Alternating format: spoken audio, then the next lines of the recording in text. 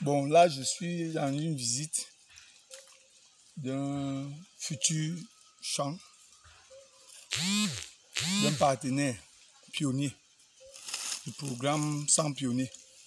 Il nous a sollicité pour qu'on fasse une visite, pour qu'on essaie d'identifier ensemble quelles sont les cultures propices pour son espace.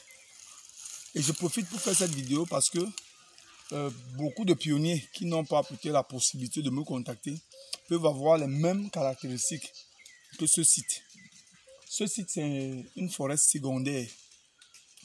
Pourquoi secondaire? Parce que vous allez voir, il n'y a pas trop de gros arbres serrés, fermés, avec une cime ouverte. Une cime ouverte et beaucoup de sous-bois.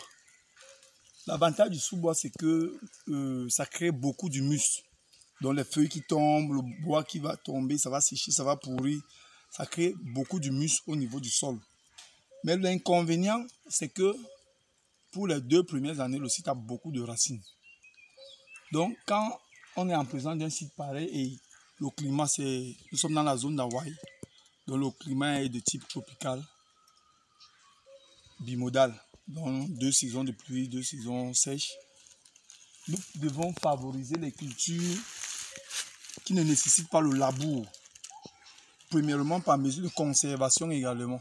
Parce que dans ce que nous faisons, il faut également penser à la nature. Détruire tout et labourer, c'est quand nous n'avons pas le choix de faire autrement. Pour le site-ci, nous allons conseiller d'abord qu'on enlève le sous-bois en laissant tous les gros arbres. Parce que, comme je vous ai dit, la cime est ouverte. Ça veut dire même si les gros arbres restent, le soleil va aisément descendre pour pouvoir gérer le fameux problème de photosynthèse avec les plantes. Donc on va d'abord enlever le sous-bois. Quand le sous-bois sera quitté, nous allons conseiller les cultures qu'on sera obligé de faire des poquets de planting. Nous allons conseiller ici par exemple la culture du macabo. Nous allons conseiller ici la culture de la papaye. Nous allons conseiller ici la culture des agrumes. Donc ça peut être des avocatiers, ça peut être des manguiers, des pruniers. Nous allons conseiller également ici la culture du pistache, ce qu'on appelle au sud-ouest Cameroun égoussi. C'est des cultures qui peuvent facilement et très bien prendre dans ces zones-ci. Donc j'ai tenu à faire cette vidéo pour que vous essayez de voir ceux qui ont des champs très loin, ceux qui ne sont pas au Cameroun, mais qui ont pratiquement le même biotope. Vous pouvez faire une analyse ou alors un jumelage de biotope et vous dire peut-être mon site ressemble à ce site où M. Séverin était hier et faire pratiquement les mêmes conclusions.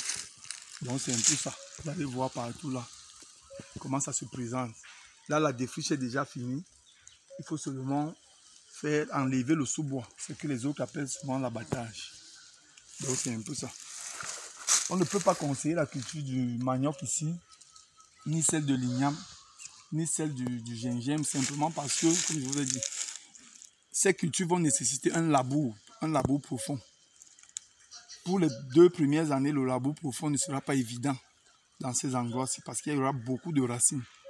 Ce sont des cultures qu'il va falloir piqueter et faire les cloisons qui sont les plus indiquées dans des sites pareils. Ok. Merci à tout le monde.